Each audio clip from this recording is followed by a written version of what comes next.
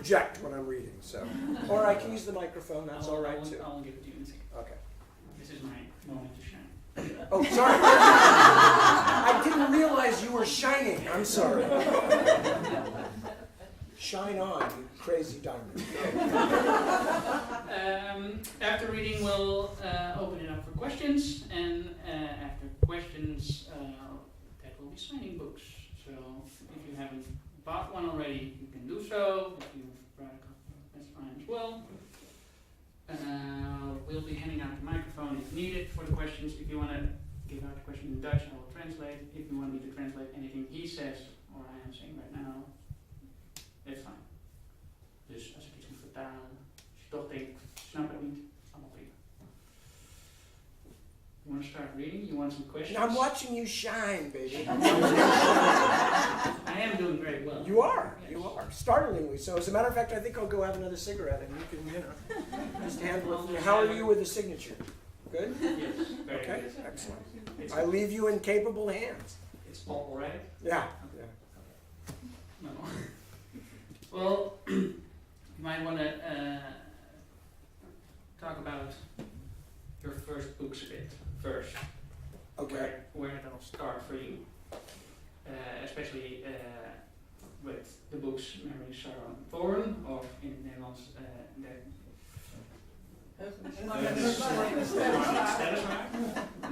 It's a very weird title I've come to realize. In both languages, it's a weird title. I mean, I understand where it's because of the source, but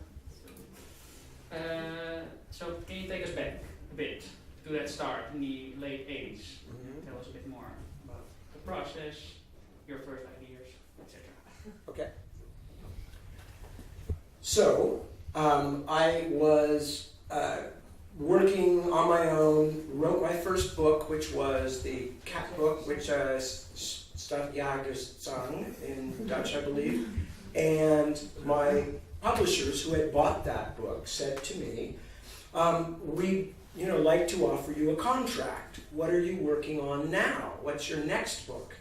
And I said in a very pleased sort of way, oh, I'm really excited about this. I'm writing a novel about 18th dynasty Egypt, and about the struggles of Akhenaten and Tutankhamun and Nefertiti and all those people, and it's this amazing thing, and I'm really excited about it. And then as I'm describing this, I noticed the look of concern, might even be called horror, on my publisher's face. And she said, no, we are a science fiction and fantasy publisher.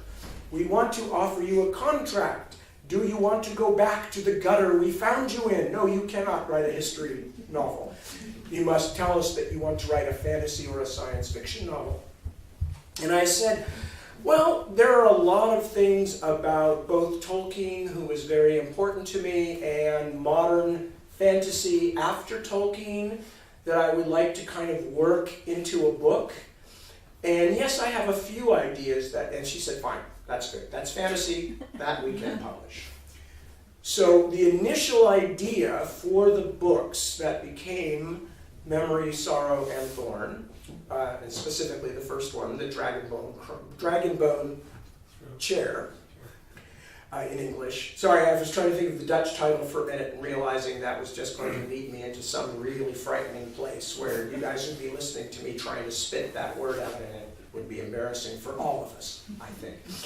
So anyway, but the idea that I initially began with was something that had always really interested me, which was that very commonly in real history, after the reign of a really, really significant monarch, very quickly after that monarch dies, there oftentimes is a complete collapse of the empire that they have built. Obviously, Charlemagne, when you're in Central Europe, comes to mind because, his empire did not really survive him any length of time at all. Alexander the Great, they were parceling it out and divvying it up even as he was dying. It also happens in fiction as well. King Arthur is significant in his legend because that was the shining moment when everything was good. And that's why they call him the once and future king, because they hope someday he will wake up in his grave and say, what is all this Brexit crap? And he will come back and save the UK. Because, of course, in the mythology of Arthur, England fell apart again after his death. So this interested me very much. And in fact, the first outline that I made of the books was titled The Sons of Prester John. So that was very much my first thought about what I want to write. But as often happens when you begin putting together a story with a big, bold idea, the characters take over. And as soon as I thought I would like to start this story from the point of view of a common person who is in the middle of events, not one of the powerful people, but just a common person. And I invented the character of Simon within really a period of a couple of months, as I was sort of beginning to think about the books and make notes and think it through. Simon began to become more and more important. And the people that I put around him obviously were also beginning to shape the story. So that by the time I was actually writing The Dragonbone Chair, I already knew that the story of the warring sons of the king, in this case John, King John, who dies, this is, even for those of you who haven't read these books, this is not too much of a spoiler. King John, because he's like 98 years old when the story begins, so shocker, he dies. So because of that, though, very quickly, this storyline, which I had thought would be the dominant theme of the book, became only one idea among many. So, and then I sat down, and really the only other interesting thing about starting those books was I had only written one book before that. It had not been edited. The version that you read in Dutch has been translated, obviously, but it was never edited. My publishers published it as I sent it to them for a number of reasons. And so this was my first time really as a real writer, writing a book with editors and all of that. So when I had written about the first 100 or 200 pages of the book, my publisher said, we're not sure you found your real voice yet, because this feels a little like Tolkien. It's kind of like you are standing apart from the story and you are describing what's happening. And I thought about that and realized that not only was that true, but that the more that I thought about it, the less I wanted to take that approach. And so I began what has now been the kind of dominant way that I write big stories now, which is that I would call it the kaleidoscope effect. You all know what a kaleidoscope is, right? That I would write it with many different characters all having their own points of view and no central author's voice or narrator saying, this is what is true. Here is what the story is about. Here are which characters are important, etc., etc.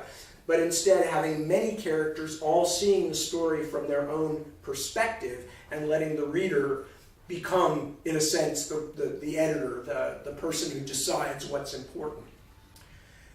And so actually you can still see some remnants in the first couple of chapters of The Dragonbone Chair, where it is a more remote point of view, where I am describing things in a way that is more influenced by writers like T.H. White, Mervyn Peake, and Tolkien, and kind of being the guide to the readers. But that felt okay for the introduction of the book. But from that point on, it very quickly changed over into this kaleidoscope approach, where the characters are telling the story, and you only get to see what some character sees. There is no overall voice from the writer.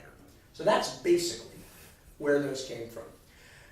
As many who know me, Linda in the front row, who knows me very well and has been a friend and a reader of mine for years and years and years, I answer questions very much like I write, which is kind of long and roundabout and circuitous, and eventually I get to an ending. So I just got to the ending of that answer. Probably a few more questions as well in one go, but that's fine. What do we have? 2 hours? I need about 2 more questions. Okay. That will last. You told me this afternoon that Simon was based on your much younger brother. So I thought maybe we would talk about a bit about inspiration for characters, not only but also the people. It's, if I dare say so, pretty obvious the Northmen are based on Vikings, so to speak. But then there's also the troll people, Binnenwijk, it's the same in English, right? Mm-hmm. No, in the American books, he's actually called Sid. Okay, yes, that's what I thought. Yeah. Yeah. That's just a weird Dutch translation. And that was real troll name. So tell us a bit more about where not only the specific characters came from, but the inspiration for people, the cultures. Sure. This is like a relay race. I feel like I should take off for this thing and run. Okay, so Simon was, to be more precise, Simon was based in part and very much inspired in part by both of my younger brothers, who are 6 and 10 years younger than me. So I really saw their teenage years, and especially with the youngest one, from a kind of a distance. You know, I think I was married by the time that for the first time, by the time that my youngest brother hit his teenage years. So it was very much seeing what adolescence was like while no longer being a teenager. That inspired me in that. My youngest brother in particular was in many ways very like Simon, except not tall and gangly, because my family, we tend to be a bit hobbit-like. We're not tall people. I'm actually the tallest in my entire family, all my mother's sisters and their kids and all that. I am the tallest, so that gives you an idea that we're not people who can get things down from high shelves easily. So because of this, but otherwise, my youngest brother Arthur was very much like Simon. He would get very frustrated and angry as a kid by how he couldn't do things and get angry with himself and sometimes angry with the world. So that very much played a big part in Simon. But there are also, I think in most writers' case, and certainly in mine, I think there's a little of me in all my characters. So there's parts of me in Simon as well, things I remember, things that the hopelessness of having, as we say in English, a crush on somebody, and knowing that you're going to say something stupid even before you say it, but you can't help it, and you say it anyway, and it is stupid, and the person looks at you like you have just landed from outer space, and it's too late, and you're there, and we most of us know that feeling, and that very much is with Simon's character as well. As far as things like the modeling of the cultures, that was also a very conscious decision. And that was because as I was beginning these books, it became clear to me very quickly. I honestly thought at one point that the Osten Ard story was going to be a single book. I really did. I thought that. I sent my publishers the outline, and it said, a novel, the Sons of Prester John or whatever. And my publishers called me back and said, Tad, do you really think this is going to be one single novel? I said, well, yeah. And they said, your outline is 125 pages long. I said, oh, that is a problem, especially because like the last half of the outline where I wasn't sure what was going to happen just said, and then some things happened, and then some other things happened, so it was clearly going to be a long story. But as soon as I realized how complicated it was going to be and how many different characters there were going to be, I decided that I should in some ways make it easy for the readers to make quick associations, so that when they saw a name or saw the name of a place, they would be able to at least have a general feeling of which group it belonged to. Whereas if I had literally invented all the cultural names and languages from scratch, it might have been more authentic if a imaginary world can be more authentic. It might have felt more, like a truly unearthly place, but I didn't want the readers to have to literally kind of constantly be going back to see who was talking and where they were from and all that. So yes, I modeled the Rimmersmen very much on the northern Scandinavian peoples. The language is modeled and distorted Icelandic. That, I didn't use Danish or anything. I actually used Icelandic as the basic language, but then I twisted it and changed it so it would look like, it would look like I'm smarter than I am. It would look like I have more linguistic knowledge than I do. And people still, and it worked. Because people still say to me to this day, you invented all these languages. And I just nod and go, God, I'm good, Yeah, you're right. No, I completely, cribbed them from real languages because I wanted people to be able to make associations. So people see Scandinavian or specifically Icelandic looking names, they have that immediate association. Those people must be northerners, they must live where it's cold, they may have some association with ships, all that thing. I had another culture that was very intentionally very Celtic. The Erkenlanders, which is where Simon comes from, was essentially English, but in a larger sense, it was that whole language mass and culture mass that came out of the center of Europe and came through Germany and that area and the Netherlands and all along the coast there and came into England. The Nabani were supposed to be more Latinate, so those languages are similar. They have sort of bits of Latin and Italian and Spanish in the names because I know Spanish and a little Italian, but also began to give that immediate thing. When you see a name like that, you think, oh, that must be the folks who live down south. So the main idea there, it was not so much that I don't think I didn't have the imagination, but I really wanted to make it easier for readers to quickly begin to, as I started introducing new plot lines and new characters, that people wouldn't have to keep going back and looking again and again and again. Also, and this was also an intentional thought when I started the books, because the story starts in something that was intentionally very similar to, say, 14th century Europe, in terms of the technology, in terms of the kind of lives that the people are leading, that it's the kind of edge of chivalry and all that sort of stuff, but it's pre-Renaissance, it's the advent of organized science and all those things.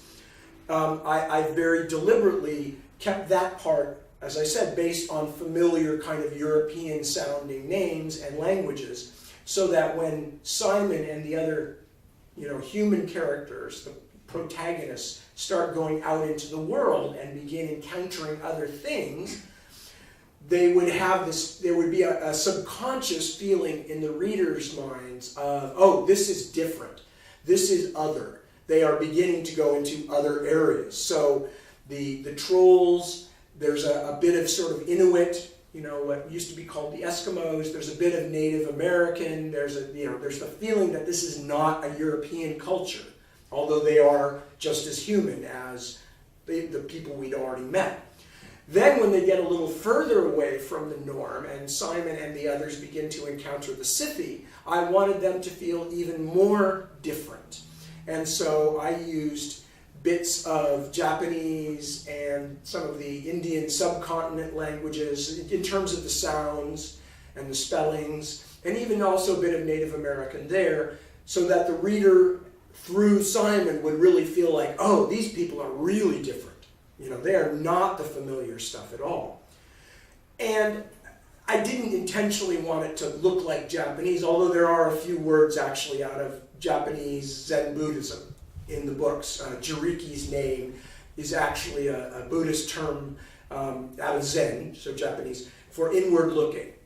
And the wolf, Kantaka, on whom Binabik, Sid, as we say in America, and Binabik the troll rides, Kantaka, although it's spelled with Q's, Kantaka, Kantaka, was actually the name of the Buddha's horse.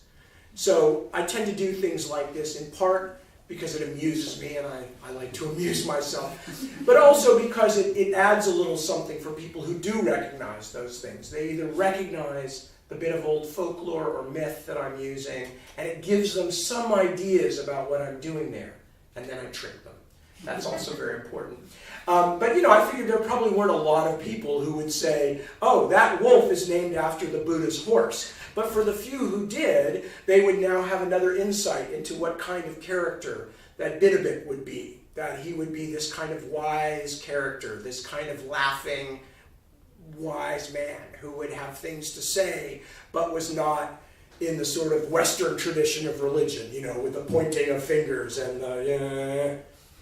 So I used all of these things in part to almost to program the readers at a level below the obvious surface level to feel certain kinds of things and to make certain kinds of identifications. So I apologize. I'm sorry. I didn't get your permission. Next time I'll ask. Before you start reading, what made you decide to go back to Osten Ard, and why did you start reading The Witch with the Crown? Because I know you were not forced to by your publisher, though we think we have that power, but we don't. And without spoilers, please. Oh, without spoilers. Okay. I was going to tell you about the part where all the important characters die, because I figure that's what's hip these days, it's killing your important characters off. And I want to stay up with the times, No, okay. Normally at this point, my wife is on tour with me this time, which is a rarity. She is not here tonight for a variety of reasons, because normally this is the part where I point and I go, it's her fault. Her fault. And in a very large, in fact, a swollen, gigantic nutshell, here it is. My wife and my American publishers have asked me many times over the years, are you ever going to go back and write in any of the worlds you already have? Because readers ask for it and they want to know. And in fact, with the Osten Ard books in particular, many readers thought I had already planned a sequel, because there's something that happens in the end, and I'm not spoiling even the old books here, but there's a prophecy that occurs near the end of the last volume to the newborn children of two of the characters. And most of the readers who talked to me about that assumed that what I was doing there was setting up a sequel, which clearly, if that was what I was not doing a very good job, since it took me 30 years to getting around to writing another one. But in fact was not the case. All I wanted to show was that in this world, magical and interesting things would continue to happen even after the story ended. That was really it. That was the plan for that particular prophecy. But anyway, for that and other reasons, people kept asking me, and I would always say, truthfully, I don't want to write a story simply because the world exists. It has to come to me as a story that I need to write and that I need to tell. Because these are very long, very complicated books, and I must be in love with what I'm writing. I have to really want to write that story to be able to go through 5 or 6 years and thousands of pages. I don't really believe that I could do it if I was just doing it because I thought there was a market for it or something like that. So this is basically in Tad the pure artist, kind of like, I must have inspiration, I cannot write unless I'm ready. And everybody has always been very patient with me about this, while probably thinking, what a jerk. But my wife asked me again, because my wife is the publishing brains of our partnership. She was a publisher. She was my British publisher, and she helped to break the Dragon Boat Chair in England, which was a big early step for me. And so she had asked me yet again, are you never going to go back to these things, Tad? Lots of people would like it. And I went to bed that night feeling, oh my God, she doesn't understand me. How hard it is for me, how hard. And so I was thinking of reasons to tell her, explain why I could not just manufacture a story. I am not McDonald's, I am not Kentucky Fried Chicken, I cannot just open a franchise, I'm an artist. So as I'm lying in bed thinking about these things and the reasons and blah, blah, blah, and I thought to myself, well, you know, one other reason that's very important is I'm not the same person that I was 30 years ago. You know, I have changed in a lot of ways, and not merely the ultimate defeat and flight of my hairline, which is certainly something that's changed, but many other things as well. I had ended my first marriage, I had moved to England, I had married again to Deborah, who I just mentioned. We'd had kids. Our kids are now, you know, our youngest is now just turning 18, so many things have changed in my life. But then I made the tragic mistake as I'm lying there thinking about these reasons of why I'm not prepared to come up with another Osten Ard story. I began thinking, what if the same length of time had passed in Osten Ard, like half a lifetime? So the characters, a lot of them would still be around. It wouldn't be one of those things 300 years later, you know, and it wouldn't be starting over again just at the end of the last story, but it would be making a significant jump forward in the lives of the characters. So some of the older ones would probably be gone. They would be dead. And there would be new generations that would have come along. Simon and Miriamel might be parents or even grandparents in that length of time. The world would have changed a bit politically, and Simon and Miriamel would have been the rulers, you know, which is the position they find themselves in. So all of this kind of stuff I was thinking about at first just as a kind of abstract exercise, but then, as happens in these situations, it started going bing, boom, bing, bing, bing, and these little ideas were popping up, and I began to think about, yeah, that might happen. Yeah, and this might happen. Ooh, wouldn't it be cool if that happened? So before I know it, it's like 2 more hours go by, and I'm lying there, and I finally fall asleep, and I got up the next morning, and I went to my wife and said, "You have cursed me, woman. You have cursed me. I thought I had my next 5 or 6 years planned. I thought I knew what I was going to be doing, but no. Instead, I'm going to be writing another goddamn gigantic Osten Ard series. Thanks a lot." So if she were here, you could all now point at her and say, No, thank you. Well, I'm glad you feel that way. I really am. And I've generally been thrilled to be writing these new books because I was literally, you know, going, will I even enjoy going back and writing again? Or will there be a point where I'll feel like, oh no, I'm just going over my old story and I'm just rehashing, as we say in English, just rehashing things or whatever. And in fact, there was a point there where it got pretty upsetting, which was I was still working on, I think, the last Bobby Dollar book when I began plotting the new books. And we hadn't told anybody, Deborah and I had not told anybody except for my publishers, that that's what I was going to do next, a new Osten Ard series. So as I was thinking of the new book, the first one, The Witchwood Crown, I was only thinking of it, I mean, I knew it was obviously a return to something, but I was just thinking of it as my new book. You know, and I was approaching it in that way, and all the way that I do when I'm planning a new book and thinking about what's going to happen and what might be interesting and all that.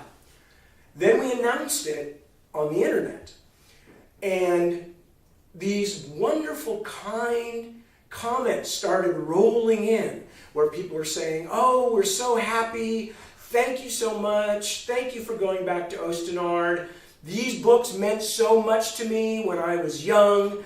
These books saved my teenage years. I was really depressed and this stuff happened. You know, these books are so meaningful to me. I still read them every year, etc., etc. These lovely, kind things. But what I realized at that moment is, hang on. This is not just a book I'm writing here. If I screw this up, it's not just, oh, did you read Tad's latest book? Yeah, it's pretty crap. It's like, I have killed people's childhoods. I have destroyed entire lives by messing up the old books with a bad new book. So it was an occasion of a certain amount of hyperventilating panic, and which went on right up until the first book came out, and people appeared to actually like it, even the ones who loved the old books, which was a vast relief. But I'm also very conscious I still have 2 very long books to go. I have plenty of time in which I can screw it up. So I'm still nervous. So if you've read the new one and you're not happy with it, normally I would totally support your right to free speech and to self-expression, but please don't tell me, please, because I won't sleep for a month if you do. So.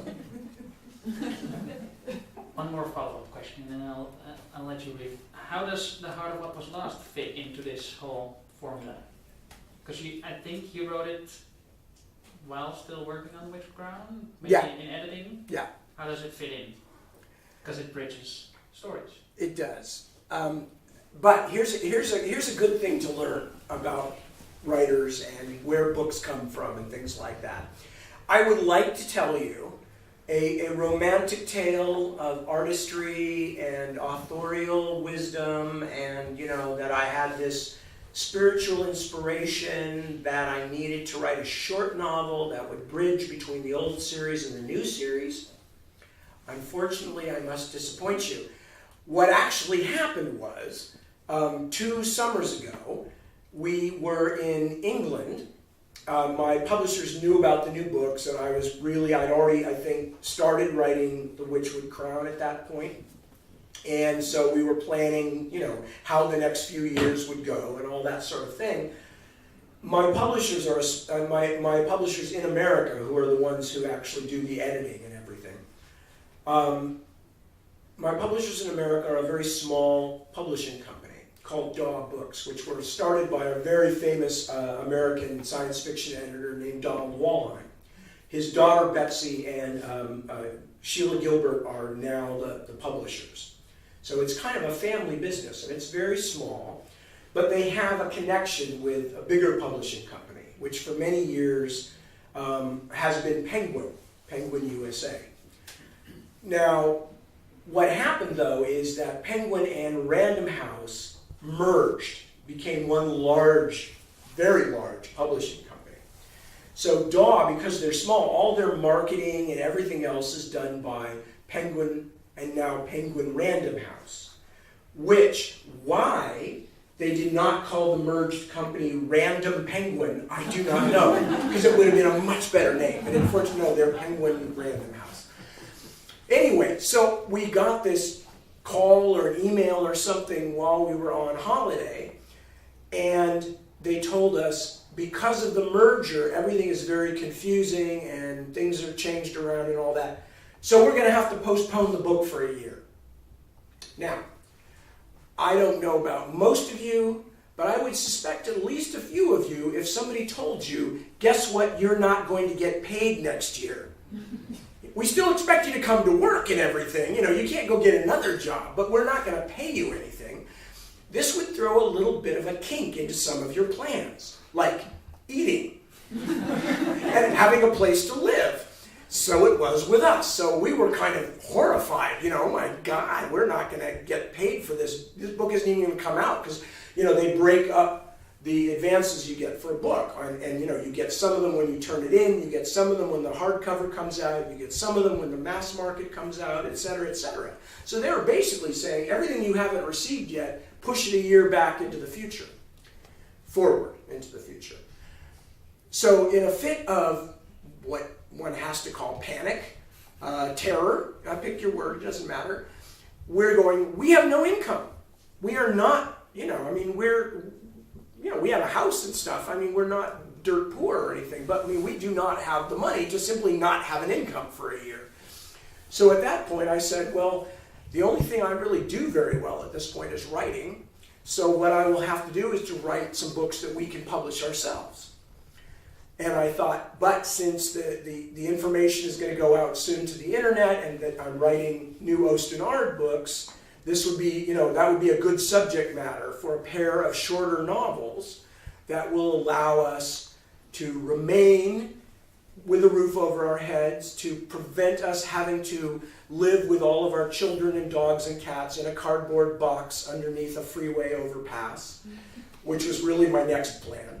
Not a good plan, but at least it was a plan. I was already looking around for very large cardboard boxes that would fit all the dogs and all the cats and the lizard that we had then, and my wife and I and our children. So anyway, long story made slightly less long. we told the publishers that. We told my American publishers, well, okay, but because of this, we're going to have to self-publish a couple of books and see what we can do. And they said, oh my God, what are you trying to do? Those are Osten Ard books. We have to publish any Osten Ard books. That's like, that's a tradition. Those are, we've done everything that you've ever done practically, and certainly the Osten Ard books. So they then offered us money, separate from the other one, for the 2 short novels.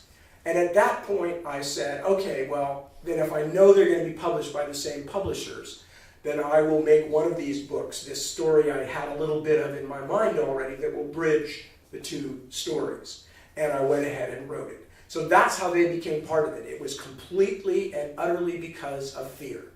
Fear, horror, any number of other things. The desire to not see my children die. Okay, that's which in its own way is a pretty good artistic inspiration. I did not want to go through La Boheme in my own family, with beautiful long death scenes. No, let's actually have food to eat and a roof over our heads, and I'll keep writing.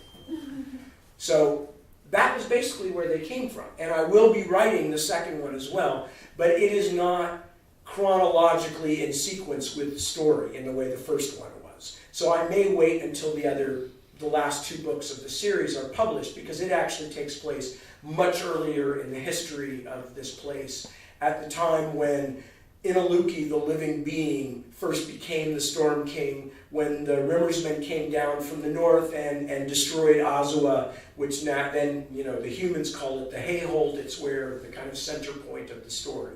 So that is not something that people need to know. Oh, and the significant thing about it is it will be told by a mortal ambassador who just happens to have come there during the time that all hell is breaking loose and these crazy things are happening, and war and siege and magic and death and treachery. So I'm actually quite looking forward to writing it because of getting that mortal view of these historical events.